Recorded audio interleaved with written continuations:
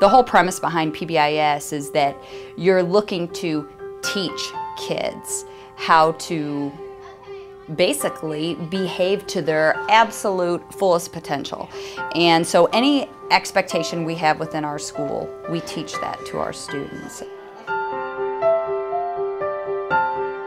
The history of PBIS began in 2000 with a few schools implementing PBIS at the universal level. Since then, we've expanded and all schools are implementing PBIS Tier 1, 2, and 3 throughout the district. We set school-wide expectations for all kids, and they're positive expectations that all the kids know and are able to follow. About 97% of our population are able to follow those expectations. There's about 3 to 4% of the kids that need additional supports, which we call our Tier 2 or Tier 3 kids, and so we have additional programming and additional supports in place to help those students be successful. Schools are looking to reduce suspension and keep children in schools more across all grade levels, kindergarten through high school. All the teachers use the same language when redirecting a student. Even in the hallway, it can be a teacher that they've never had before, and they use the exact same language, the expectations, and I think that's the most important thing for the students because it's coming from everyone using the same language so they understand what's expected of them and they understand what teachers are talking about.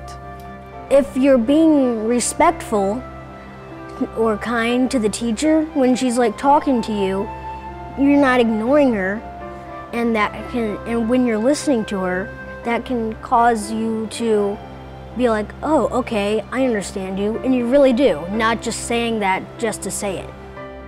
My favorite thing about the PBIS program for my children is that it really focuses on the positive. My children are almost always well behaved, of course, every child has their moment, but before it seemed like the teacher's focus was also on the negative, the kids who are acting up and things like that, and now I really see that my children are getting a lot of recognition for making the right choices, and I see for their own self-esteem that it's really starting to kick into them that it is important and that there is value in doing the right thing, and now they're getting rewarded for it. At the start of the 2009-2010 school year, we started working together with PBIS, so this was the very first year for us. And we wanted to find some specific area that we could target, something small, something simple, that we could document and show a reduction and a change in student behavior. So we targeted tardies this year. The hardcore factual data from this year as compared to last year, we've seen a reduction in tardies. Our expectations are peaceful, respectful, responsible, safe, so that you're ready to learn. We use PBIS as a way to help our students to manage their behavior. Approximately 83% of our students are able to follow our universals with no problem, have had 0 to 1 referral. So we know that our universals are definitely working with the majority of our students.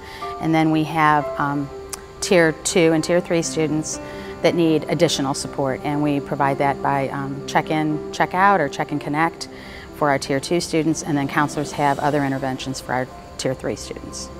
The goal for implementing PBIS is to decrease the inappropriate behaviors and to teach appropriate behaviors to students.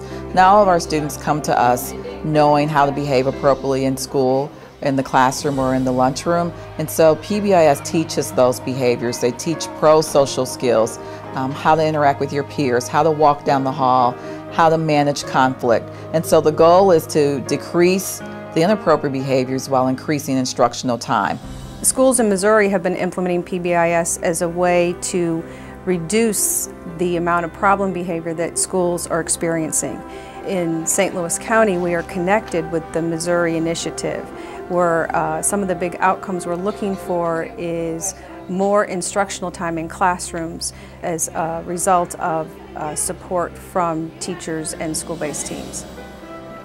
The information that I've received as a parent per homework folders and information coming home, as well as information from my kids, it seems to be a program where they're not trying to actually discipline inappropriate or wrong behavior as much as they're trying to encourage and create an atmosphere to achieve the proper or desired behavior.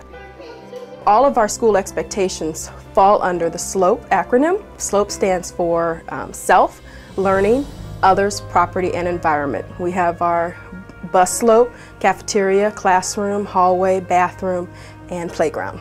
And that way, when we address any child in the building for not meeting one of our school expectations, we can ask them, are you respecting the slope? Or specifically, are you respecting others? Are you respecting your learning? Are you respecting your property? And so forth, so that there's common language throughout the building.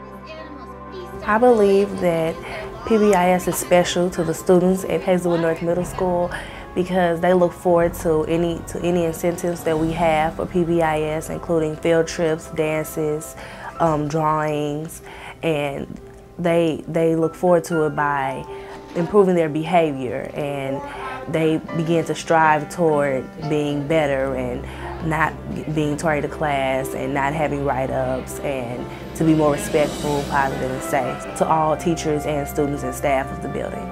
It's been a really neat program. At first I was hesitant to bring the program to Lawson because, you know, we were so excited with the way that we were doing things, and PBIS has done nothing but add to what we already do. And, you know, I would strongly encourage others to be open to that idea. It's not something different, it just makes what you have better. It's really going to be easier for the parents down the road when their child goes on to the other grade levels, because the rules are still the same. Those children will have the same expectations and the same rules. So it's really quite easy to kind of explain it, you know, because you know, we're prepared for learning, we're accepting everyone, we're working together, and we're staying safe. And if you're not doing one of those things, you know, this is what happens in the classroom. And they really like the consistency.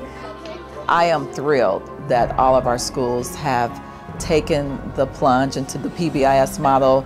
It shows that it decreases those inappropriate behaviors and allows teachers to have more instructional time so they can teach the children. And so all of our schools, pre-K through 12th grade this school year, will be implementing PBIS in their schools, and I want to applaud them for taking that challenge.